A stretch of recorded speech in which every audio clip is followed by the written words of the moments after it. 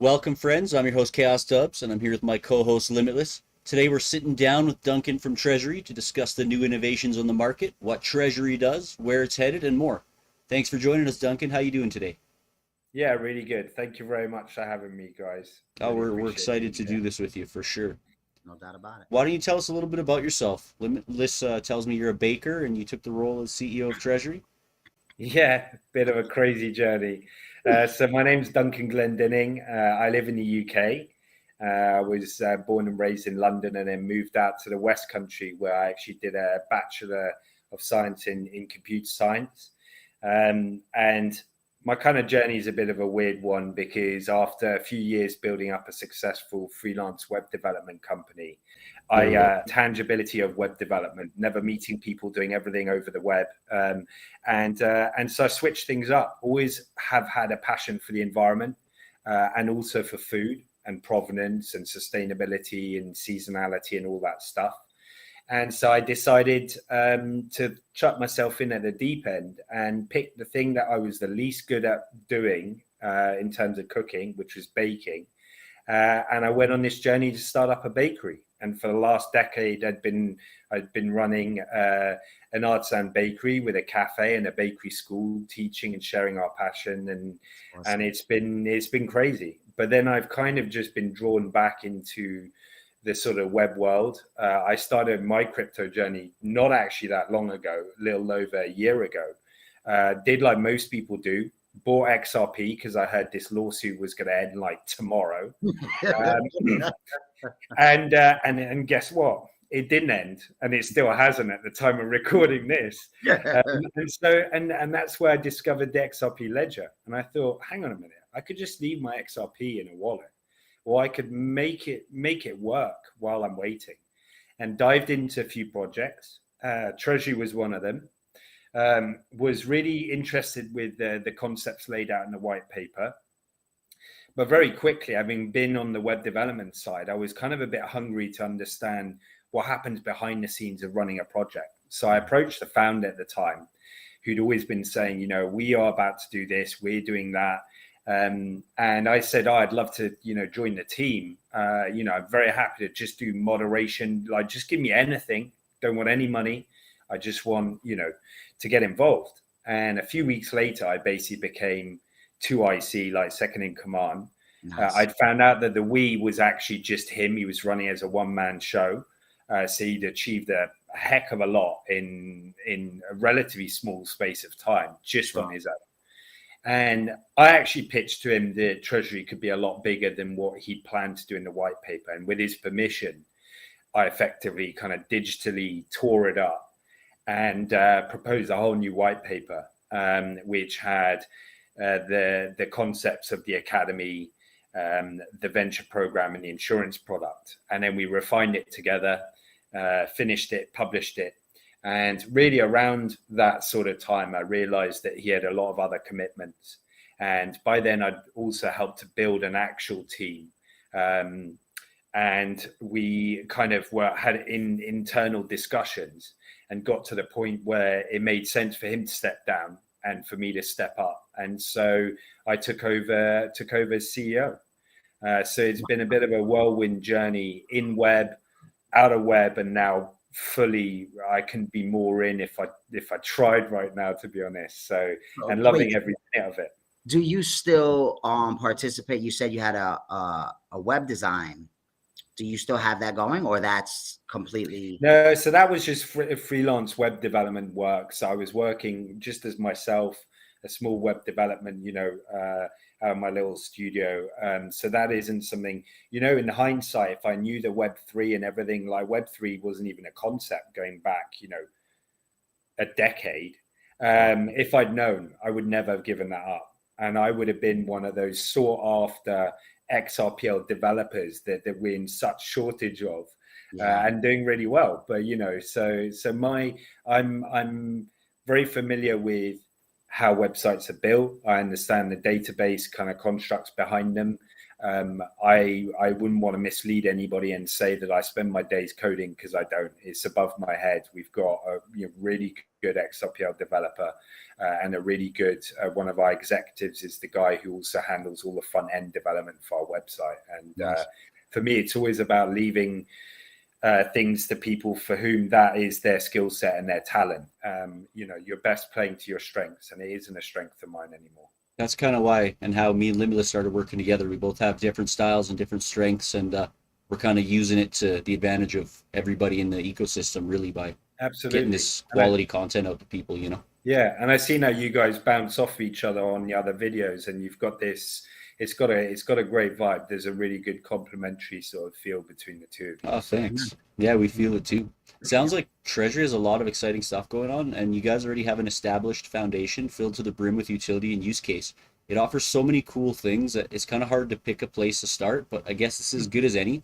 One of my favorite parts is the Academy, and it's a great way to onboard new users to the XRPL through education, which provides rather than costs.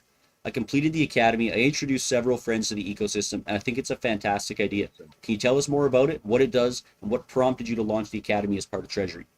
Yeah, well, first off, straight off the bat, thank you for taking the time to go through it. That's super cool. Academy came from me realizing very quickly, being on the other side and running a project, just how little people in this space actually understand about investing, understand the risks, understand how to read and interpret charts, all of the basics you would like to assume that people are skilled up to be able to do before they commit any of their money to anything, quite frankly. And, the XRPL is a weird space. Like, I know that you can go on certain platforms and trade, for example, stocks and shares and commodities. But for the most part, most average people who may not have access to those platforms would have to go through a financial advisor. Now, that financial advisor would sit you down before even talking about money. They would go through what is your risk strategy. There'd be so many questions, and they're accredited, and they've got boards depending on which country you're in that they answer to. So they have to do their due diligence on that investor to ensure that they're not investing beyond their means. In the XRPL, beyond understanding how to set up a wallet and create a wallet address, anybody can jump in. And, it is so easy for someone to go on Fiverr, create a sexy brand, make some promises, put up a Twitter page, and they could start taking people's money. So I just thought, hang on a minute. Treasury is uniquely positioned here. We're young in our journey. If we really want to see longevity with this project, we need to build trust in Treasury. And so we made sure the first deliverable we did was something that earns us nothing. We haven't earned a single cent from the Academy. In fact, obviously, it's costing us with development. But what it does is it's helping to educate people. And so that's kind of our investment in the ledger to try and make it a better and safer space for everybody. So that's kind of where the idea came about. The contents is currently 74 lessons split over, 15, 16 courses, something like that. And like we said, other than the kind of the shameless intro to Treasury one, which is kind of an obligatory one, seeing as, it's our platform, everything else is genuine, hard education in the sense that it isn't there to shill projects. It is there to educate people on core principles. So one of the best ones that we've had the most feedback on is actually the do your own research course. And we lay it out in a 10-point assessment plan for people to be able to run through it step by step and assess a project. And that has been hugely appreciated by the community. The amount of people we've heard saying, do you know what? If I had access to the Academy 8 months ago, I don't think I would have been rugged like I've been rugged. No the doubt. feedback has been amazing on that. What's the max you can? I think it's like 628. Is there plans to expand on that? 100%. Yeah. So the way we've done it is, so for each lesson at the bottom, you have a little quiz. The lesson is designed on no more than a 5-minute read. For anybody going on there thinking they're going to meet someone, it's going to be a lecture. No, there's none of that. There may be, we're speaking to some projects developing metaverses. There's going to be some kind of more media heavy versions of Academy that we are looking at for version 2. Good idea. Now, our priority was to do it in a way that basically, regardless of your native language, you can have access to it. We have a lot of people who are grateful that it's predominantly text, because people can use browser plugins with like text-to-speech translation. Nice. That's made it really, really accessible. So you do your 5-minute read. At the bottom, you have a quiz. There's any number, 2-3 questions usually. And each of those questions earn you between 3 and 5 Treasury, depending on the topic and everything else. And so basically it's as simple as that. You go onto our website, you click the wallet connect up at the top, you go into Academy, you start going through the lessons. You get your first payout immediately. And then as one of the countermeasures we've got to avoid people trying to farm the Academy for free Treasury token, we delay the payments in 6-hour slots. So people get a payment every 6 hours, depending on the pace at which they're completing lessons. Stop instant gratification.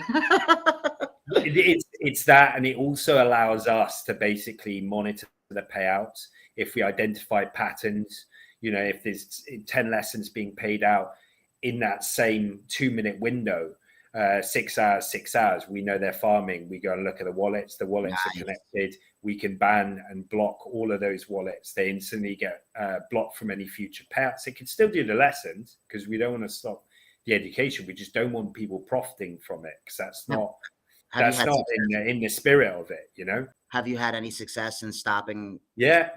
Unfortunately, way more than we'd like to have to do. But it's the nature of this space. Sure. And the only other option, which is one that we're looking at doing, is some form of ID verification. But there's a cost to us, and therefore a cost to the project, and therefore money we can't put to other development. And then there's that slight stigma of people not necessarily wanting to give up their name and their personal details in order to learn. We're not offering enough yet to be able to properly justify a kind of a KYC structured website. It may well come, and I know the Reaper project, they've got that as a requirement in the coming up functionality. I think realistically we're going to see more of that with projects that have real value and utility to them. There's going to be a bigger and bigger requirement for people to give up some of their ID kind of information. And back to your question, James, we have, so at the moment you can earn a total of 628 Treasury. And so if people have seen that number on our socials quite a lot, that is the number that we use as the base minimum holding that people need to have in Treasury to earn our secondary token Utilitex, which is dropped twice a month on the 10th and the 25th. Yeah. So beyond the first airdrops that we did in the early days, like lots of projects do, now there's no free meals from Treasury.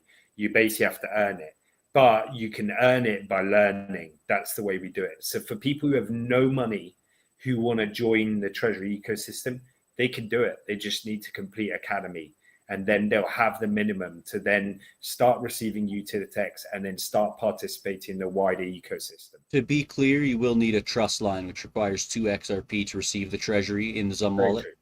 But we talked to James from Schmeckles last week, and it sounds like you guys will be integrating into Schmeckles, so there's a bit more of a gamified environment to learn through the Treasury Academy. You want to talk a little bit about that? Yeah, 100%. I mean, you can already go on to the Schmeckles invasion game, and you can see the beginnings of the Academy there. I think there is actually a couple of questions already in there. And to be honest, he's been doing a lot of things with development. We've been doing a lot of things with development. So there's been a bit of a hiatus, but we've both said to each other, we need to get back on this and get that built up, because his game is super cool. And it's like, I'm not a huge gamer, but I just love, actually, let me correct that. I would be a huge gamer if I didn't have the discipline to not get into it, because I haven't got the time to get into gaming. But I just love the cuteness of his Schmeckles. It's very smooth. Games. Yeah, it's very smooth. Yes. So anybody who hasn't checked it out and hasn't seen his video with you guys yet, go watch the video, but go check out Schmeckles. It's on his website. So so we're doing things with him. And there's a number of people who have approached us because of their interest in the academy sort of like e-learning model. And we have a ton of lessons planned out. The problem is the shortage of people to actually commit pen to paper and actually write them. So anybody listening to this, if you're passionate about the XRPL, passionate about educating, have got good written English, please reach out to us, because we would love to have you contribute, and then grow the academy. The academy is going to grow in the quality and quantity of lessons. It's just we had to refocus on launch of venture, and now we're looking back through the academy content. Venture, what a dynamic situation, huh? Seriously. Yeah, so venture is about venture, man. Yeah, so venture is our next was our next big milestone in our project. And so academy was doing something for individual stakeholders on the XRPL, like people wanting to invest in projects, getting them better educated. The idea with venture is, again, with the benefit of kind of a bit of hindsight and also looking at the space, seeing new projects coming in, I noticed a lot of projects starting up that seem to be doing a lot of copying and pasting of tokenomics, of structures of other projects that recently launched, and using those, adopting those for their project. And kind of the best way to explain it, which probably doesn't make a lot of sense, is almost like in reinventing the square wheel, which is that often a previous project had a model that didn't work perfectly for them. Then the next project goes, okay, I'm going to take that model. It probably works for them just as badly or potentially a little bit worse. And this is being perpetuated. And the reason for that is that basically this is everyday people. It may be a holder or, an investor in a project going, do you know what? I want a piece of that. Come up with an idea. Don't really understand the fundamentals of how to launch a project, tokenomics. Do you even need a token is a conversation I'm having so many times in these mentoring calls that I'm doing with these prospect projects.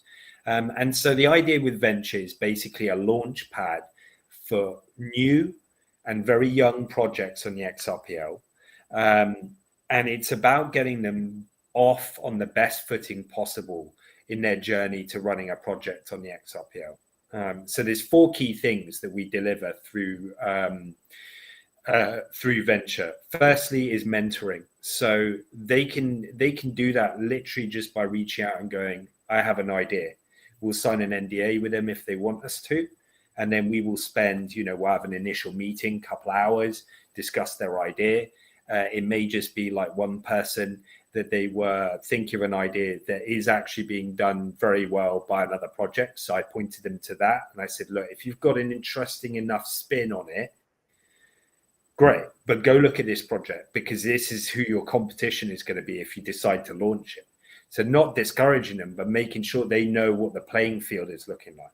So mentorship is open to everybody, even if they don't end up signing up to the venture platform. And I only know so much in the short space that I've been here, but I've been on a very steep learning curve.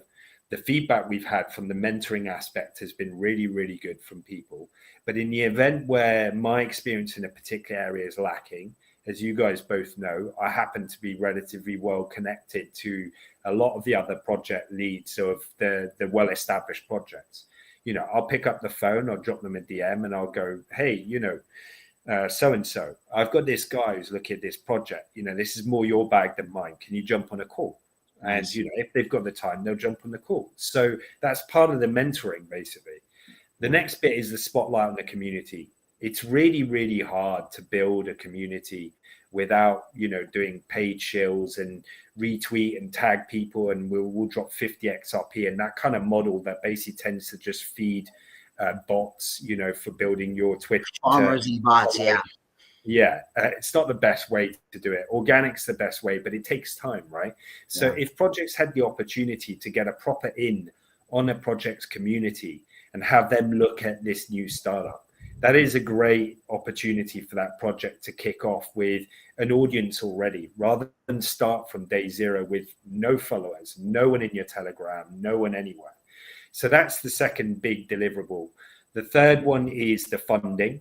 So the way the funding works is that, unlike other voting models on the XRPL, it's very important that I make clear that when the voting round happens, if people want to back a project that is a finalist in that voting round, they do so by voting with their Utilitex token.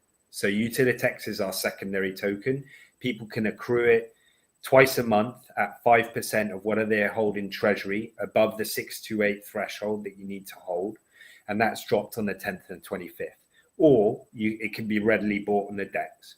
So people need to hold Utilitex. They go onto a voting platform.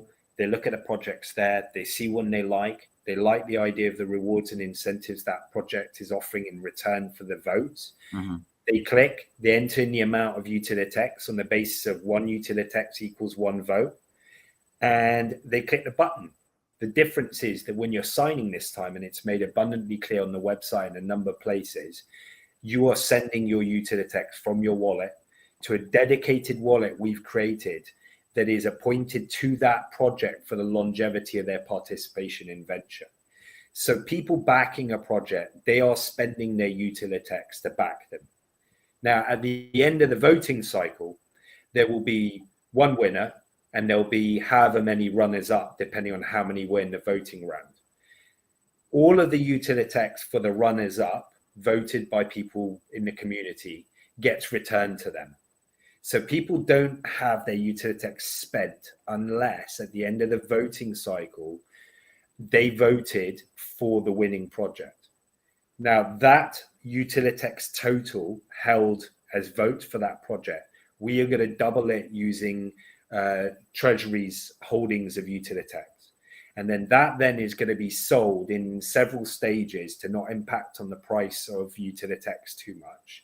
And that will release the XRP funding that then gets delivered to the project as their seed funding. So as it currently stands, you know, with a million or whatever votes for a project, they're looking at 3, 4, 5,000 XRP, depending on what Utilitex is currently trading at. You know, this is not, for people who are familiar with Ripple grant program and the Ripple Creator Fund, this isn't designed to compete with them, because these projects would not be eligible for the grants or the creator funds at that stage, because some of them haven't even launched yet. They have no online presence. They may not have a website. They may have just scrambled together a white paper.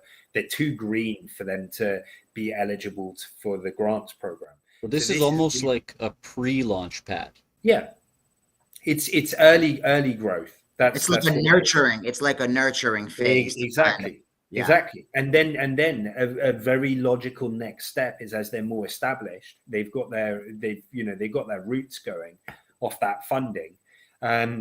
They can then go to Ripple or to, create a fund or whatever, or any other sources, and seek additional funding. So that's how the whole sort of model works. And then the fourth benefit for projects that participate in venture is we have contacted. So again, another step back, and I went, right, when we were starting Treasury, or when I was growing Treasury, what were things that cost us actual fiat that we could have really done with not having to pay? And I then went out to try and identify companies, projects on the XRPL that could offer those services. And we offered them a partnership. So those companies and projects on the XRPL get advertising. They get a shout out at any opportunity we can. And in return, they're offering their product or service at either heavily discounted or free. Oh, shout out to Meetin, no doubt. Shout out to Meetin. There you go. So I was going to say, so Meetin.com, which is what we're using to record this cool time that we're having. Yeah. And Rick, who's the founder, was really generous with Treasury, and every winner of every winning project from each round of venture is going to get a free unlimited account. Wow. So that, you know, compared to what it would cost for, say, a Zoom package to do your team meetings, that's huge. It's like $400 or Then we've got $500 a month or something like that. Yeah. yeah. Yeah. So we got 7 partners. We got them. We got Unlimited Domains, who are doing a free Web3 domain name. Unstoppable. Unstoppable Domains. My bad. Yeah. No, you're good.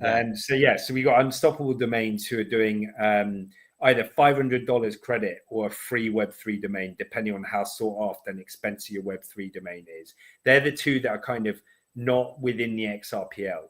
And then we've basically, there's a third, which is SiteCribs, who are offering 1 year of free hosting with all the means to be able to, you know, run a proper XRPL project on it with database driven and SSL and all of the other prerequisites. And then within the XRPL, we've got Versex, who are building a metaverse and specifically a mall, and they're going to be offering a pop-up shop within their mall for any project that is selling either NFTs or merch or anything that could be sold in the store. They're going to get that for 3 months, and that's big money, although there'll be a delay because that's still kind of in development.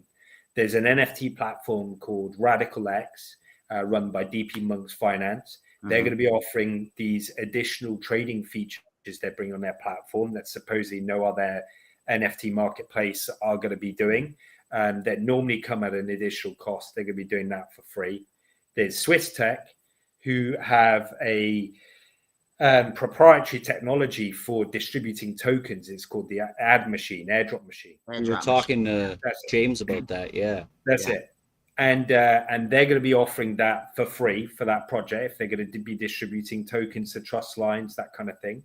And then the final one is Talent Chain, who are super cool. It's an amazing talent marketplace platform on the XRPL. It's like a five on the XRP ledger, right? Yeah, it's like tokenizing talent, but basically each person is going to get each project is going to get a huge amount of credit. They can go on there, swap it for talents that they need to get their project off the ground. What about, okay, so let's say I commit 100,000 Utilitex to Moonboy, they win, and that gets sold off the way that you explained it before. Yeah. Now, what do I get again as far as committing my Utilitex? I get you get a warm, rosy feeling that you've helped. Oh, how nice. No, of course not. You've made a very good point, which is I was covering like the benefits to projects wanting to sign up to venture. Yeah. But obviously, what is the benefit of someone spending their Utilitex? Well, the benefit is, firstly, like I said, that warm, rosy feeling. But for many people, I'm sure that isn't quite enough. I'd love to see the day where we can have a charity on there and people do it because the cause is just, you know.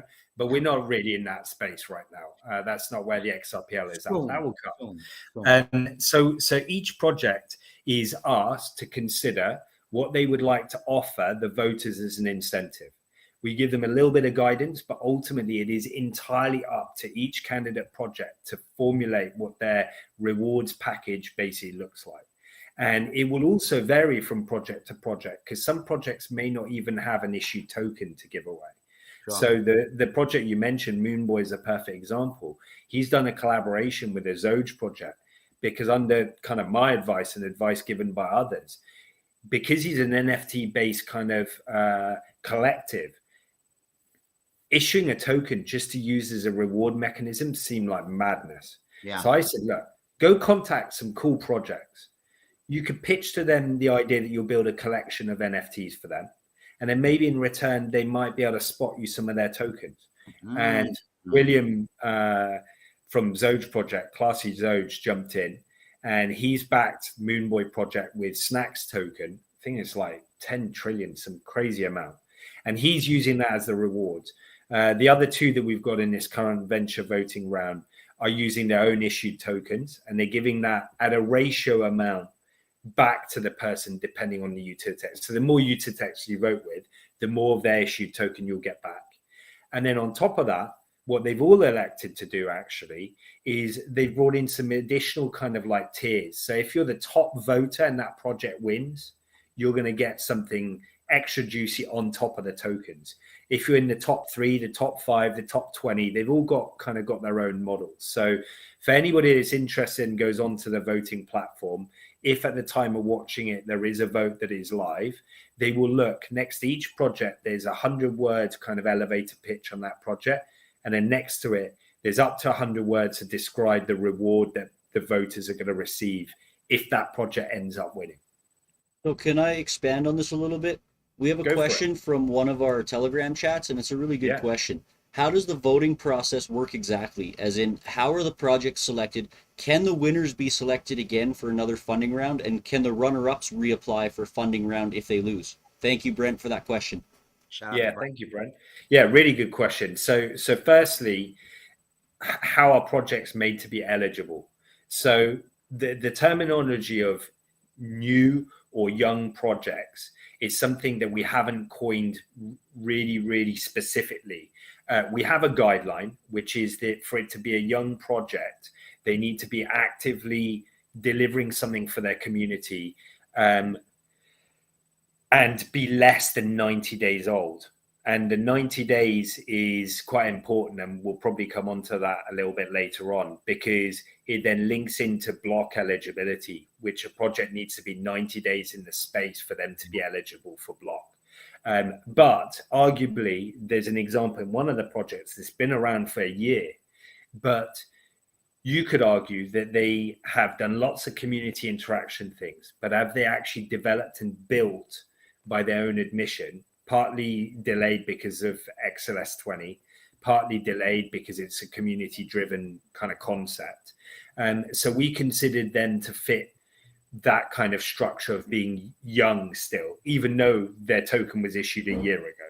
So there's a bit of flex in there, and it will be on a case-by-case basis. But we're not going to take an established project that's going to been delivering, and has been in the space for 8 months and try and sell them as kind of a new startup that people can, help benefit.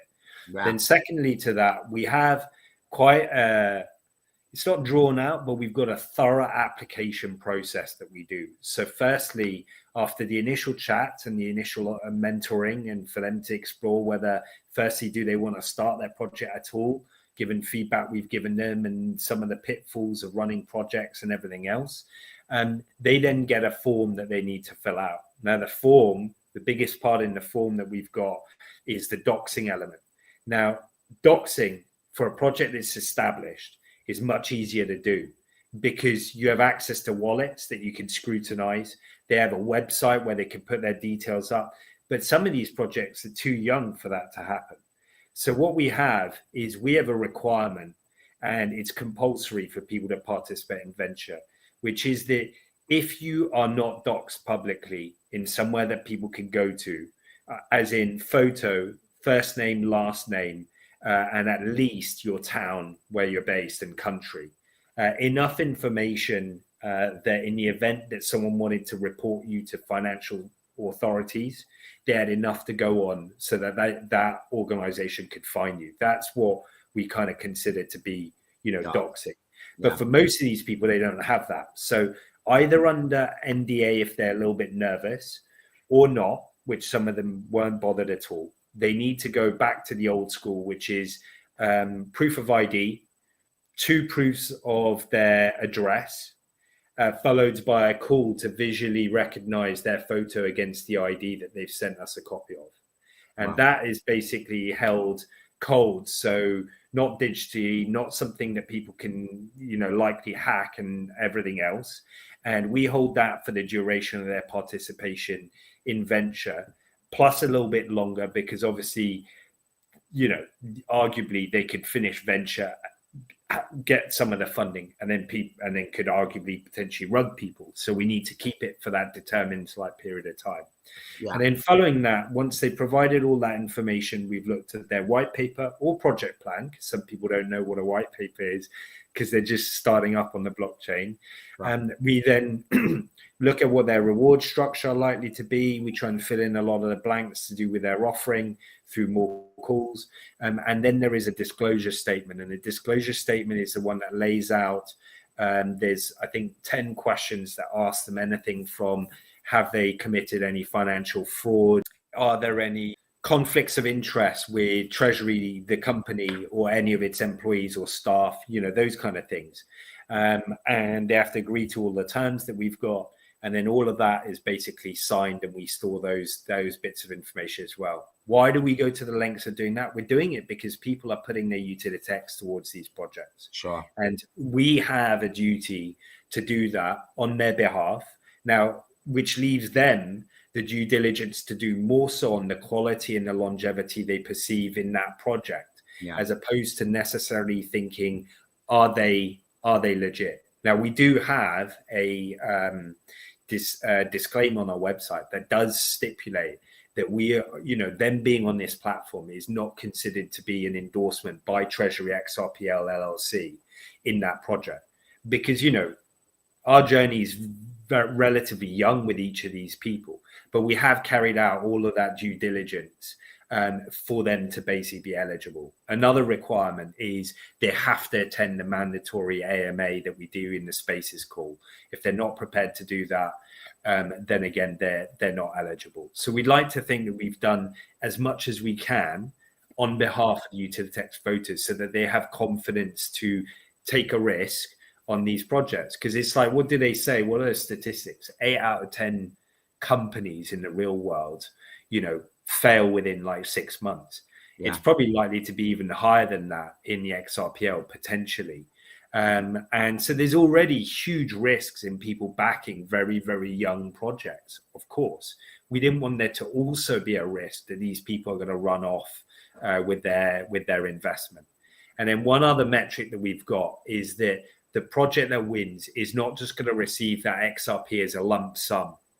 It's going to be dropped to them in stages. So that will vary from project to project. But when we know, for example, when the voting round ends and we know which is the first winning project on venture, we will have an internal meeting with them. We're going to discuss and explore what those milestones are likely to be. They may match the milestones in the roadmap, but it may be a bit more complex than that. But they're not going to get it all in one go. So again, if they fail to deliver, if they close their project down, they haven't rugged, but, change of personal circumstances, whatever. Okay, there's a loss, but the community got some of their rewards back. And critically, not all of that funding was paid to them. I'd like to take this a couple steps back. We were talking a little bit about doxing and stuff, and I just want to unpack that a little bit. So we've been talking a lot about this actually, even the last couple interviews and just on our own. But there's been a lot of exciting news across several projects. With debt reaping starting, we've got Link staking that's come out this week, block launch, and there's been a lot of talk and excitement regarding the self-regulation and debate whether some of the currently hard-slotted projects will remain. We can talk a little bit more about all of them if you want, but I kind of just want to touch on XStick a little bit now. We've got some cool plans in the works regarding this, but because they don't want to dox themselves, I feel like maybe they won't make block. What do you think about this, Duncan? So they need to be doxed for them to be eligible to join block. Let me just ask you a question about doxing. Yeah. Doxing, could somebody dox themselves to like the block oversight and then ask you guys to sign some kind of NDA so that they don't have to dox publicly? No. The doxing needs to be publicly verifiable information, as per the descriptions in the block constitution and the documents that underpin it. And so, with venture, we've made an exception because these projects are very young. They may not have the platform to physically put their photo and their name on there because they're just starting up. But for block, when you're 90 days in the space, arguably, looking to run something that is legitimate, there's no valid reason not to be doing it. In fact, I've come across one plausible reason, and I obviously will not mention the project, but it was a certain individual that runs a project, but also happens to have a job in the city in something that is regulated by Financial Conduct Authority. Interesting. And his overriding concern was, whilst he isn't breaking any laws by running a project, because crypto in traditional financial institutions, a lot of them, is still considered to be this taboo kind of, it's Scamville, forget it kind of industry. He was worried about basically his job security if he was to come out and dox himself and it be made, and it come to their attention. And his argument, which I consider to be a valid one, his argument is that basically his job is what affords him the opportunity to build his project. And he hopes to get to the point where the project is sustaining, doesn't need his job, and then he can dox. So he would be prepared to dox internally, but would not be prepared to dox publicly. Unfortunately, as far as Block is concerned, that just doesn't meet the criteria. It would for us if it was a young project. I would take that as we have a box that says mitigating circumstances. We would take that as genuine mitigating circumstances, but it just doesn't work for Block. Like, Block assumes that a project has got a certain level of being established, and it is genuinely there to basically confirm that you have that certain level of kind of trust and reputation, and that the information that you say and provide is verifiable. And that's all done through the audit. If that stage can't be done, then the audit can't be finished. It's out. Yeah, let me just jump back to those bonds, because I know Barb would kill me if I didn't ask about those bonds. There's a lot of people excited about those. Can you talk about those a little bit? Yeah, so NFT bonds is another project a product that we've got. And it's kind of, if you think about Treasury, you think about bank, store of wealth. So we were looking at products in the traditional financial world and looking at what could be brought to the blockchain. And so we came up with this concept of bonds, but as NFTs. So we launched, we've sold out, I think it's 4 or 5 collections under XLS 14, which obviously now is superseded by XLS 20. And the bond it's actually a very simple concept. Forget the glitzy JPEGs, whatever. All you have is you have a picture of either a plaque, like a plaque you have in casinos to gamble with. Yeah. You have a bar, or you have a coin. Those 3 styles are just indicative of its locked in value. Then what you have printed on the NFT itself, and also in the description, so it will go in the metadata or in the traits for the NFTs when we start doing them under XLS 20. You have a locked in value in Treasury token, our token. On chain. Sorry? It's locked on chain.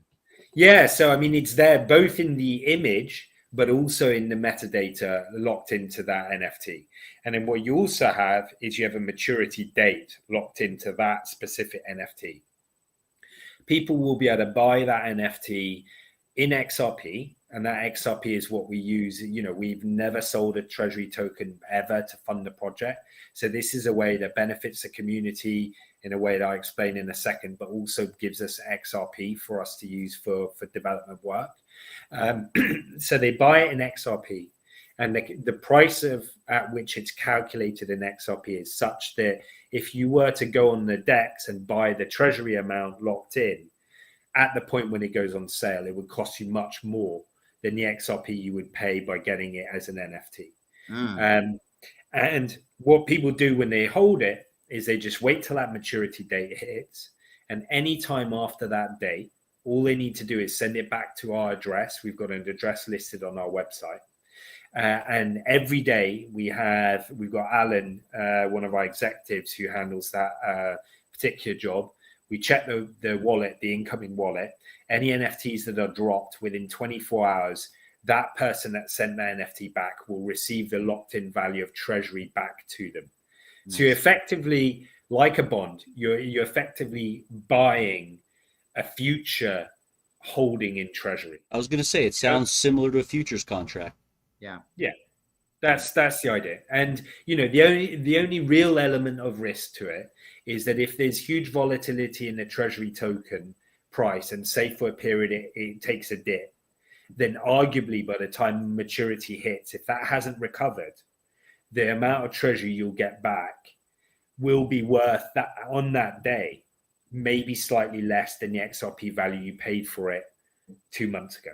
But we have we're talking, it's probably not 1,000, but it's hundreds of NFT bonds that we've now sold. And we have yet to have disgruntled customers, people who have bought them. It's a really lovely way, because you get to hold something for a period of time, and who doesn't love doing that?